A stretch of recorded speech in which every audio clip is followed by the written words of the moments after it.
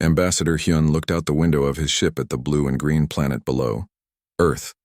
The computers called it a Class 1's Deathworld. That was the worst rating any planet could get. The last ambassador who was supposed to come here had quit his job instead. Hyun could see why. The numbers on his screen were terrifying. Earth's gravity was almost twice as strong as normal planets. The air had dangerous chemicals that would hurt most aliens. Giant storms bigger than whole planets spun across the surface. The ground itself moved and crashed together, causing earthquakes that could destroy cities. Yet somehow the humans lived there. Not just lived, but they were everywhere. Dr. Mirai stood next to him. She was a scientist who studied alien life. Her thin arm shook as she read the data. Ambassador, look at this weather report. They call this nice weather. The temperature changes would kill most of us in minutes. And the humans go outside just for fun. Hyun watched a human city on the screen. Billions of people lived down there, walking around like everything was normal. How did they survive long enough to build spaceships? He asked. Mirai's voice was quiet and scared. That is what frightens the Council. They did not just survive. They took over their entire planet. Every part of it. The frozen areas at the top and bottom, the hot areas with volcanoes. No other species has ever done this on a death world. Humans had learned how to travel faster than light only 3 years ago, but they were already making everyone nervous. They were polite and wanted to learn everything, but they were also strong in ways that seemed impossible. Hyun had seen it himself at the first meeting between humans and aliens. A metal beam had fallen from the ceiling. It should have killed many people, but a human woman named Jiwoo had just caught it. She held tons of metal with her bare hands while everyone else ran away. After it was over, she said sorry for scaring everyone. The Council wants to know what we should do, Hyun said. Should we let them join us? Or are they too dangerous? Before Mirai could answer, alarms started screaming. A large rock was flying toward their ship. It would hit them in 30 seconds. There was no time to move the ship out of the way.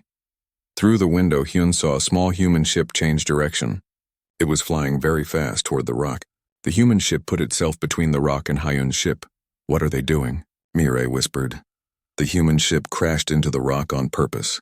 The crash should have destroyed the small ship completely, but somehow it stayed together long enough to push the rock to the side.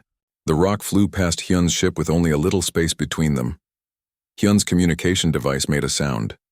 A human voice came through, tired but alive.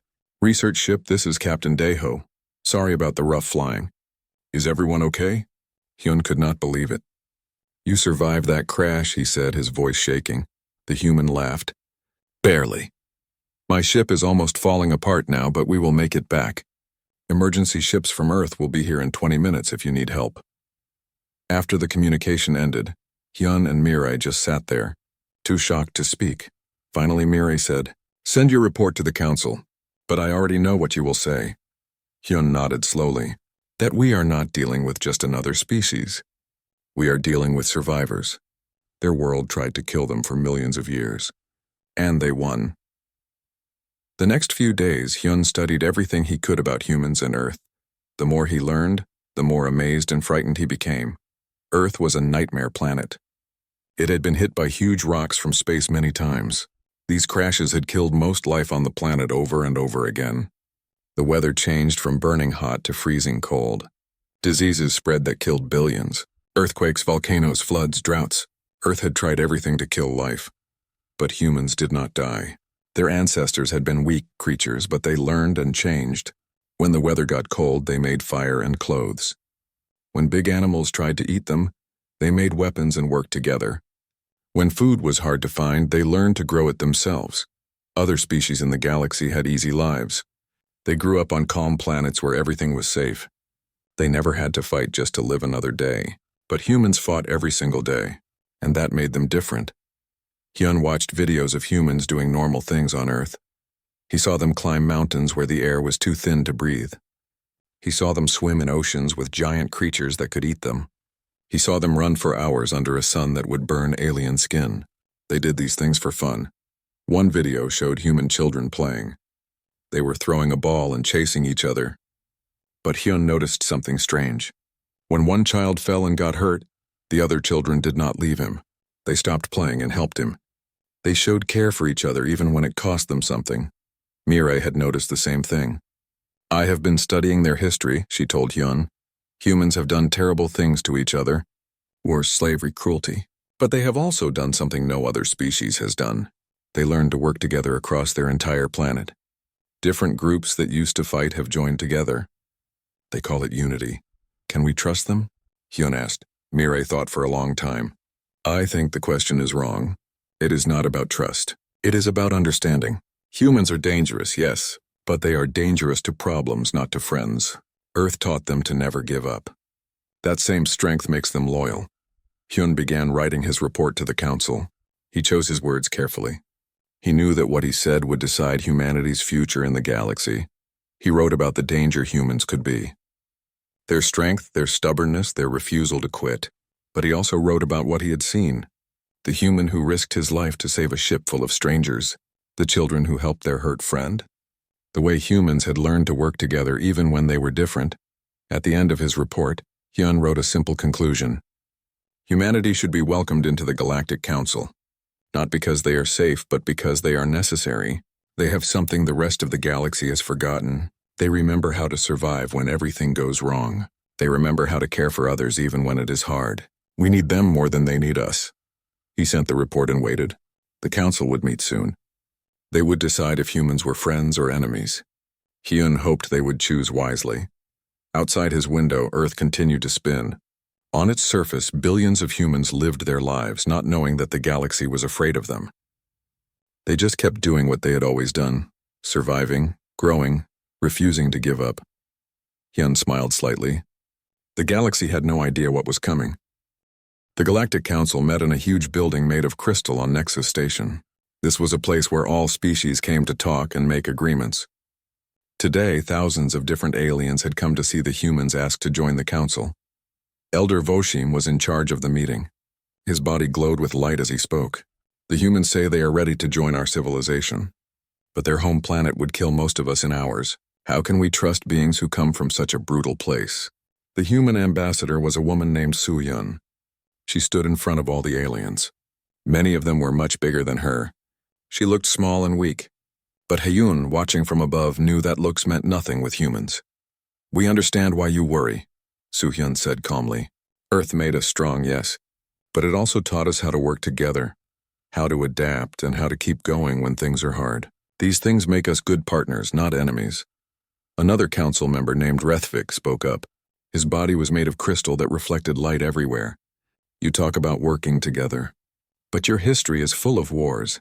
Your species has turned everything into weapons. Even now your ships have more weapons than you need for defense. We have also made peace, Soo-Hyun answered. For the first time in our history, all humans are working together. We have taken our competitive nature and used it for exploring space and learning new things. Nice words, Voshim said, but the council needs proof. We propose a test. Everyone became quiet. Tests were old traditions that were rarely used anymore. They checked if a species had good character when things were very hard. Tell us what we must do, Soo-Hyun said without any fear. The mining colony on Kresh 7, Voshim announced. It circles a dying star. The colony tried to evacuate everyone, but it failed. 300,000 beings of different species are trapped there. They only have days before the star expands and reaches the planet. Our best ships cannot finish the rescue in time because the gravity near the star is too strong. If humanity can save them using only the ships and equipment available in the system, you will have proven yourselves. Quiet whispers went through the room. Everyone knew the task was impossible. Soo-Hyun did not hesitate. We accept. 6 hours later, Hyun found himself on a human emergency ship racing toward Kresh 7. He had volunteered to watch what happened, partly because it was his job, partly because he wanted to see how the humans would fail. Captain Dong-hyun was in command of 17 human ships. That was all they could gather quickly. We have done the math, he explained to Hyun. Normal evacuation will not work. The gravity near the star will tear apart any ship that moves slowly enough to dock safely. Then how will you? Hyun started to ask. We will not dock, said Engineer Youngmi. She looked too young to have such an important job. We made electromagnetic nets from mining equipment. We will fly through the colony very fast, catch everyone in the nets, and use our ship's speed to swing out of the gravity well. That is crazy, Hyun said quietly. The forces on your bodies alone will be terrible, Dong-hyun agreed. For us, We are giving the refugees every shock-absorbing pod and force-dampening device we can make. They will survive, probably. And your crews? Youngmi smiled, but it was not a happy smile. We are from Earth, Ambassador. We are built for this. The operation was complete chaos. Human ships flew through radiation that should have destroyed their electronics. They pulled flying moves that should have turned their crews to liquid. They worked together with accuracy that seemed impossible. Hyun watched as the pilots endured forces that made all the safety monitors turn red. Blood came from their noses and eyes, but they still kept control of their ships. When the last refugee pod was recovered and the fleet limped to safety, only then did the human crews collapse. Medical teams rushed forward. They treated injuries that would have killed any other species. Hyun walked up to Donghyun. Doctors were treating him for broken bones and internal bleeding. Why? Hyun asked simply. Why risk so much for strangers? The captain looked at him with eyes that held too much pain and too much determination. Because someone had to. Because we could. And because on Earth we learned that if you are strong enough to help, you have to try. The fleet returned to Nexus Station carrying all 300,000 survivors. The Galactic Council stood in silence as a sign of respect. Elder Voshim walked up to Soo-hyun personally. You have passed our test, he said quietly. But in doing so, you have also frightened us. Humanity scares us not because you like war, but because you can sacrifice so much. We do not understand beings who would hurt themselves to save strangers. Soo-hyun smiled, but she looked sad. Then maybe it is time you learned. The galaxy is big and often cruel. We survived Earth by refusing to give up, even when it looked like we would all die. That same stubbornness makes us loyal friends. The council voted unanimously to let humanity join, but Hyun noticed that many council members still looked worried. Humanity had proven itself, yes, but they had also shown just how different they were from everyone else. After the meeting, Hyun spoke with some of the rescued aliens. They were from many different species, but they all said similar things. The humans looked like they were dying, one refugee said, but they kept going. They kept flying. I thought they were going to kill themselves to save us. Another refugee, a mother holding her child, had tears in her eyes. A human pilot talked to us during the rescue. She said, "We have got you. We will not let go," and she meant it. Even when her ship was breaking apart, she held on. Hyun realized something important.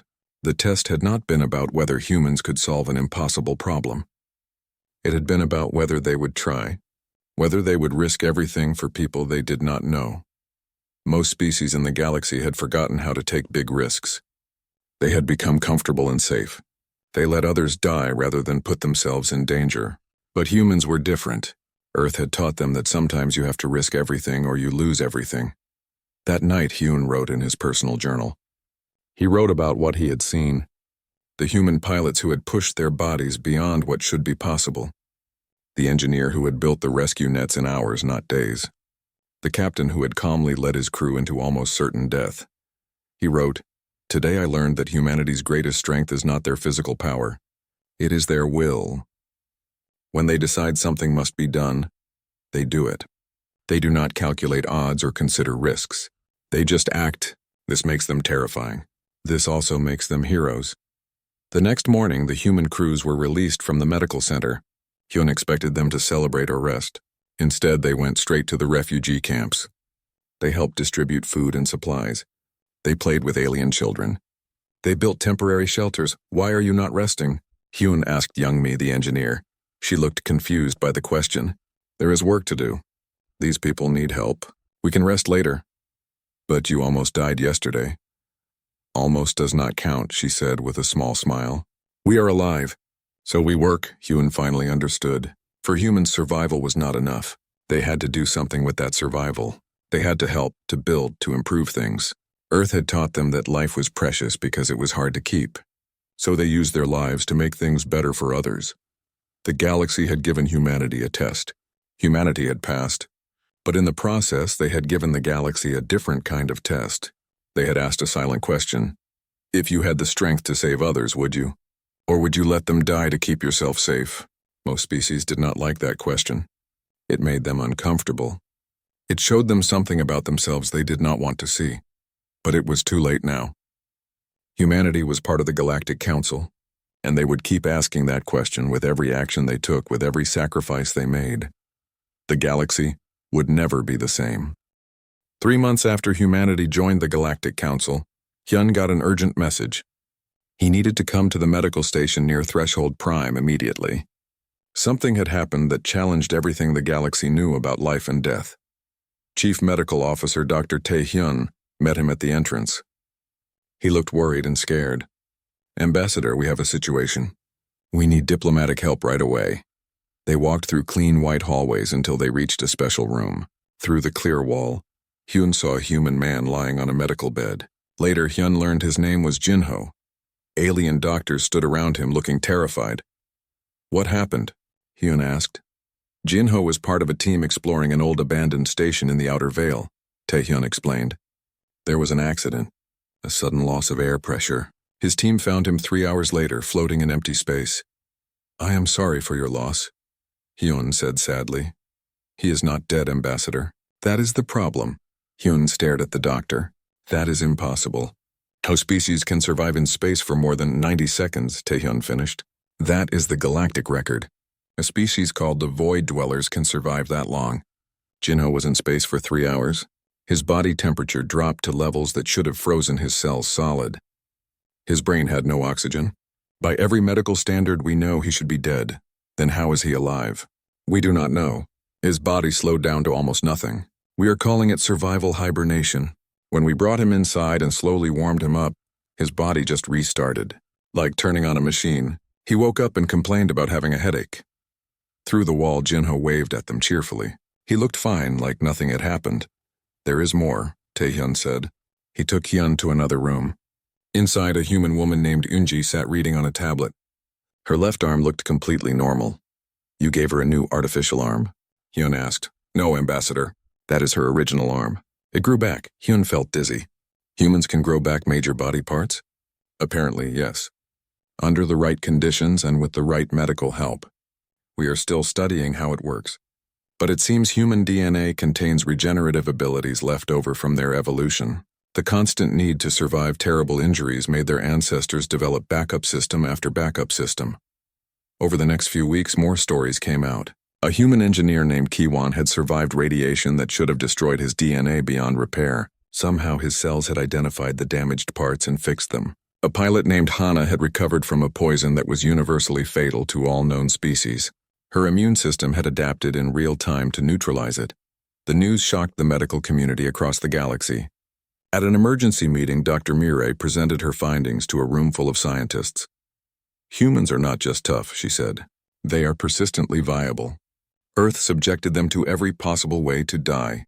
Cosmic radiation, toxic air, extreme temperatures, predators, diseases, starvation. The ones who survived passed on increasingly strong survival abilities to their children." She showed a genetic analysis on a big screen. "Look at their genes. They have backups for everything. Multiple systems for critical functions. Aggressive immune responses. Cell repair mechanisms that almost make individual cells immortal.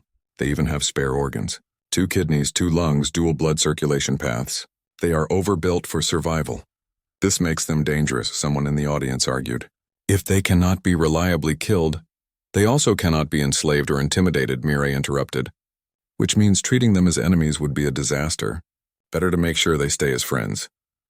Hyun visited Jinho before he was released from medical observation. "How do you feel about all this?"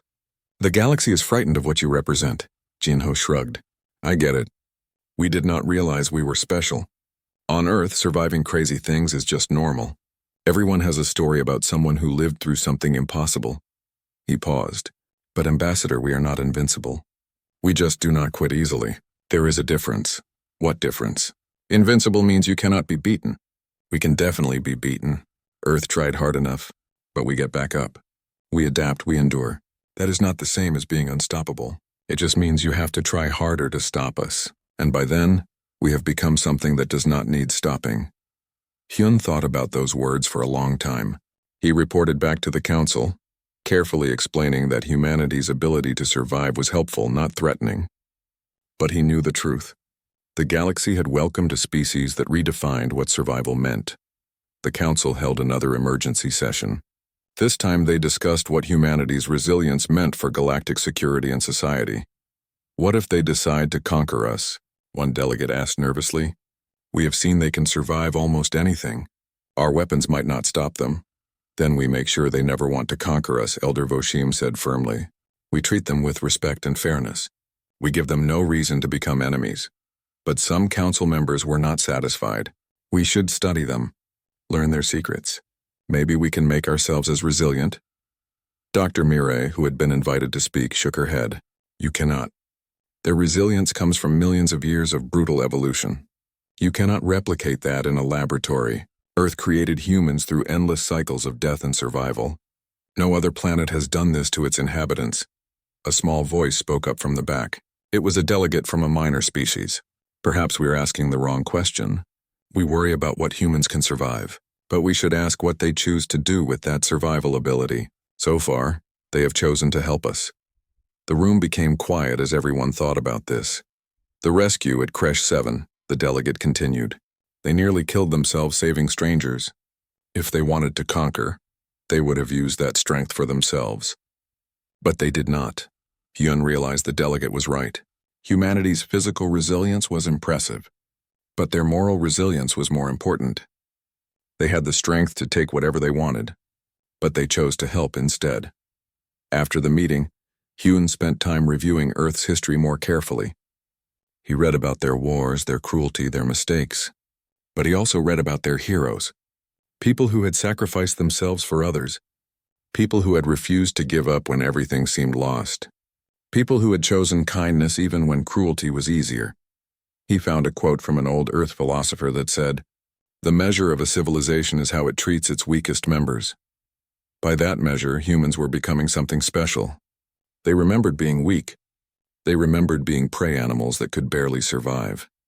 And now that they were strong, they used that strength to protect the weak. One evening, Hyun visited the refugee camp again. The people rescued from Creche 7 were still there, waiting for permanent homes. He saw human volunteers still working there, helping aliens adapt to their new lives. He watched Jinho, the man who had survived 3 hours in space, teaching alien children how to read. He saw Yoonji, whose arm had grown back, helping elderly aliens with medical care. He saw Kiwon and Hana, who had survived impossible things, doing ordinary work to help ordinary people. These were not conquerors. These were survivors who remembered what it felt like to need help. And now they were giving that help to others. Hyun wrote another report to the council. This one was shorter and simpler than his others. Humanity cannot be judged by their survival abilities alone, he wrote. Yes, they are hard to kill. Yes, they can endure things that would destroy us. But the important question is not what they can survive. The important question is what they do after they survive. And the answer is clear. They help others survive too. The galaxy slowly began to understand. Humanity was not a threat to be feared or a resource to be exploited. They were partners who had learned hard lessons that the rest of the galaxy had never needed to learn. They were teachers who had been trained by the most brutal teacher of all, Earth itself. And they were willing to share those lessons, not through conquest or force, but through simple acts of kindness and stubborn refusal to let others fail alone. The galaxy had feared human strength. Now it was beginning to value human character, and that made all the difference. The Fracture War began suddenly in the Kepler expanse. A powerful group called the Hegemony of Ascendant Minds declared that certain territories belonged to them. This triggered old alliances and rivalries. Soon, conflicts spread like fire across the galaxy. Humanity had only been in the Galactic Council for 1 year when the crisis started. Ambassador Hyun watched the emergency session fall apart. Species were shouting accusations at each other. Ancient feuds came back to life. Defense agreements activated like falling dominoes. He realized that the sophisticated galactic civilization was much more fragile than it appeared. Order! Elder Voshim tried to speak over the noise. We must present a unified response. Unified! Councillor Rethvik's crystal body flashed with anger. The Silicon Collective has been exploited by organic species for centuries. This crisis is just organic species fighting over resources while treating synthetic beings like property. How dare you? Roared a delegate from the Verdant Union. Your kind nearly destroyed our home nebula with your mining. Within hours, the Galactic Council broke into dozens of factions. Each one pursued separate goals. The hegemony's aggression had exposed a fundamental problem. Thousands of species had lived together, not through real unity, But through economic dependence and military stalemate, every faction wanted humanity to join their side. As the newest member, humans were seen as potentially powerful allies. Ambassador Soo-hyun called an emergency meeting of all human representatives in known space. Military commanders, diplomats, colony leaders, and civilian advisors gathered through quantum communication. They formed a virtual assembly that spanned hundreds of light years. General Min-seok explained the situation. 17 different factions have asked for military alliances. Each one offers substantial benefits, technology, territory, resources, but accepting any offer will make enemies of all the others. We should stay neutral, suggested Governor Borum from the New Horizon colony. This is not our fight. That is not an option, Soo-hyun replied firmly. Neutrality means allowing a catastrophic war.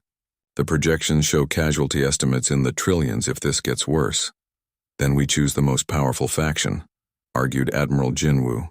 We support the likely winner and negotiate good terms, which condemns billions on the losing side, said Dr. Mirai, who was consulting, and destroys everything humanity claims to stand for. The debate went on for hours. Human leaders across the galaxy wrestled with an impossible choice: strategic advantage versus moral obligation, survival versus principles. Finally, civilian advisor Ha-jun spoke up. He was an old man who had survived Earth's final unification wars. We are asking the wrong question. We keep debating which side to choose. But why must we choose at all? Because neutrality, Borum began. I am not suggesting neutrality, Ha-jun interrupted. I am suggesting we reject the whole idea. These factions divide along species lines: organic versus synthetic, oxygen breathers versus methane breathers, old civilizations versus newcomers. What if humanity offers something none of them have? Which is? Soo-hyun asked. Recent experience with unity. The room fell silent as everyone understood what he meant. Earth spent thousands of years divided, Ha-jun continued. Nations, religions, ideologies. We fought over everything, but we learned painfully that unity does not mean uniformity. It means cooperation despite differences. The galaxy has not learned this lesson because they never had to. Each species evolved on worlds without competitors, so they lack practice in real coexistence. You are proposing we mediate? General Min-seok sounded doubtful. We are the youngest species in the council. Why would they listen? Because we are the only ones they have not betrayed yet, said Commander Soyeon from the Defense Fleet. Every other species has centuries of grievances with each other. We are a clean slate. The plan that emerged was bold. Humanity would refuse all military alliances. Instead, they would offer diplomatic services to all factions at the same time. They would establish neutral zones, mediate disputes, and provide what the galaxy desperately needed: honest brokers with no stake in ancient conflicts. The galaxy's response was mixed. Many saw it as naive idealism. Some suspected hidden agendas. But a few, particularly smaller species caught between larger powers, saw hope. Hyun found himself leading a diplomatic team to the war's front lines. Human negotiators worked frantically to establish ceasefires and open dialogue. It was exhausting, thankless work. For every successful de-escalation, 2 more conflicts erupted, but slowly, gradually, humanity's stubborn persistence began to change things. The breakthrough came when human mediators Ji-hoon and Nari facilitated talks between the Silicon Collective and the Organic Alliance. These 2 factions had refused to communicate for 300 years. The humans did not try to solve the core disputes. Instead, they focused on immediate humanitarian concerns: refugee corridors, medical access, civilian protection. We are not asking you to like each other, Ji-hoon explained bluntly to the assembled delegates. We are asking you to stop killing each other long enough to remember why civilization exists. Protection of the vulnerable, continuation of culture, the basic dignity of existence. Easy for you to say, Rethvik countered bitterly. Your species is unified. You do not understand millennia of mutual exploitation. Nari laughed sharply. Do not understand? Counselor, humanity practiced slavery for thousands of years. We committed genocides. We nearly destroyed our world 3 times with nuclear weapons. We absolutely understand conflict. She leaned forward. But we also learned that continuing those patterns leads to extinction. You can be right and dead, or you can be alive and working towards something better. Those are your options. The talks did not produce immediate peace, but they produced something more valuable: a framework for future negotiations. a template that other factions began to copy. 6 months into the crisis, Ambassador Soo-hyun presented a proposal to what remained of the Galactic Council. The Concordance Accords, a new framework for galactic governance that acknowledged separate species interests while establishing unbreakable principles: protection of civilians, proportional response to aggression, mandatory cooling-off periods before military action, neutral arbitration by rotating species committees. Humanity offers to guarantee these accords, Soo-hyun declared, not through military force but through our commitment to mediation and our willingness to absorb costs that others will not. We will maintain the neutral zones. We will provide the arbitrators. We will ensure all species, especially minor ones, have voice in governance. Why would you sacrifice so much? Elder Voshim asked, genuinely confused. What does humanity gain? Soo-hyun smiled sadly. On Earth, we learned that long-term survival requires investment in system stability. We gain a galaxy that does not tear itself apart, which means safe trade routes, shared scientific advancement, and allies in the larger universe beyond. We are not being selfless, Elder. We are being practical. The Concordance Accords passed with surprising support, not because everyone agreed with them, but because everyone was exhausted, and humanity's proposal offered a face-saving way to step back from the edge. The Fracture War did not end with a peace treaty. It faded into managed tensions, local agreements, and gradual de-escalation.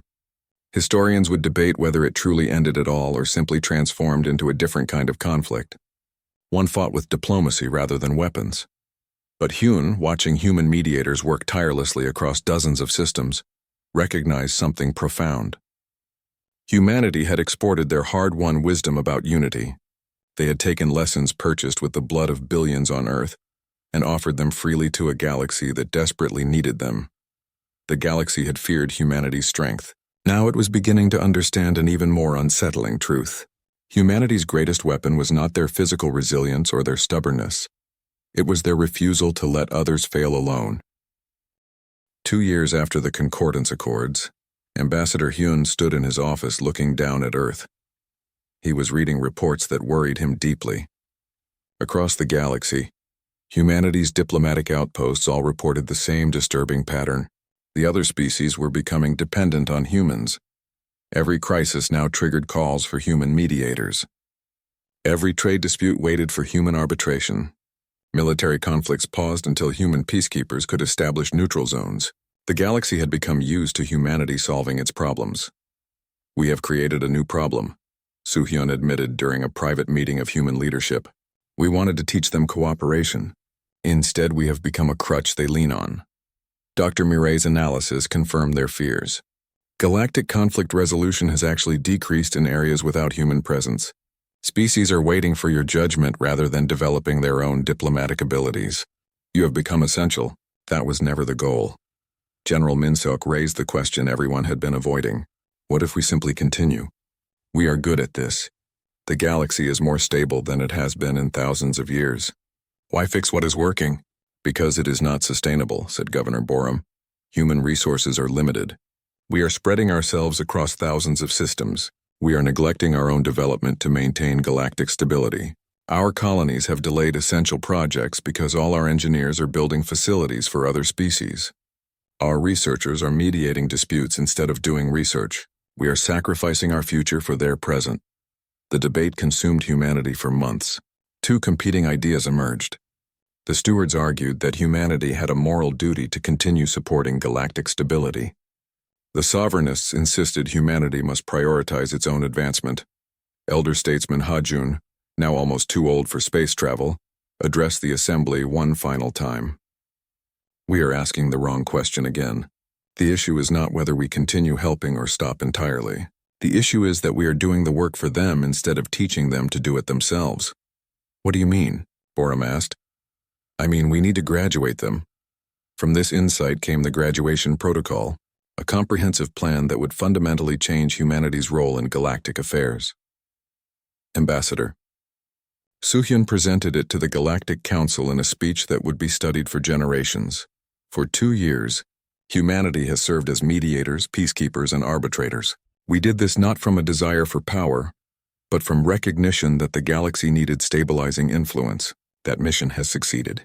The Concordance Accords are now established law. Neutral zones function smoothly. Disputes are resolved through dialogue more often than violence. She paused, letting the positive news settle before continuing. But true stability cannot depend on a single species. What happens when humanity is not available? What happens if we face our own crisis? The current system creates a single point of failure. Us. This is unacceptable. Worried whispers went through the chamber. Therefore, humanity announces the graduation protocol. Over the next 3 years, we will systematically transfer all mediation, arbitration, and peacekeeping responsibilities to multi-species committees. We will train diplomats from every interested civilization in the techniques we have developed. We will fund the transition fully, ensuring no gap in services.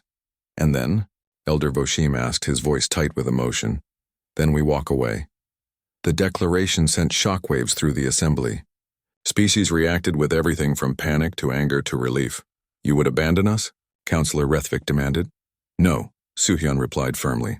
We would graduate you. There is a difference. Abandonment means leaving without preparation. Graduation means ensuring you can succeed without us. But what if we fail? A small delegate asked nervously. Then you learn from failure, as we did on Earth countless times. We cannot protect you from your own mistakes. No one protected humanity from ours. We survived because we had no choice. You need to develop that same capability. The graduation protocol proceeded despite widespread resistance.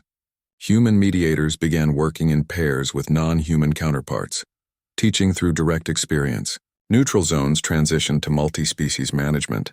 Arbitration committees diversified their membership. The transition was not smooth. Several conflicts reignited when human peacekeepers withdrew. The new multi-species teams had to handle crises without human safety nets. Some succeeded brilliantly. Others failed badly. But critically, they learned. Hyun observed a turning point during the Thorian border dispute. This was traditionally one of the galaxy's most volatile conflicts.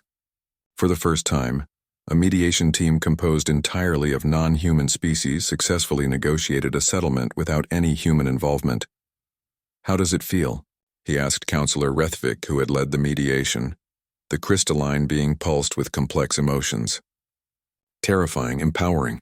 We nearly failed a dozen times, but we kept going because we knew no one would rescue us. You humans forced us to find strength we did not know we had. As the 3-year transition period ended, humanity made good on its promise. They withdrew from mediation roles. They closed their neutral zone administration offices. They redirected their resources toward their own exploration and development. The galaxy panicked for exactly 6 months. Then something remarkable happened. Galactic civilization continued functioning. Conflicts arose and were resolved. Trade disputes were settled. Crises were managed. Not perfectly. The new multi-species committees made mistakes that human mediators might have avoided. But they learned, adapted, and gradually became skilled. Humanity's walking away forced the galaxy to grow up. 5 years after the graduation protocol, Ambassador Hyun attended a celebration on Nexus Station. The Galactic Council had successfully mediated its 100th consecutive dispute without human help.